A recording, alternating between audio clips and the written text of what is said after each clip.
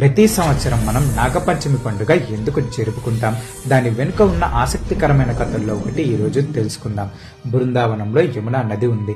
కానీ ఆ నదిలోకి కాలేయుడు అనే భయంకరమైన నాగరాజు తన విషాన్ని చిమ్మి నీళ్ళని నల్లగా మార్చేశాడు.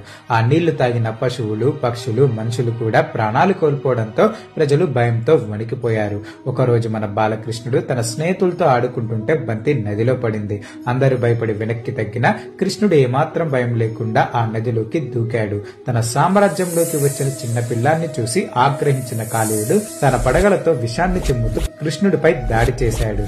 కానీ కన్నయ్య మామూలోడు కాదు కదా.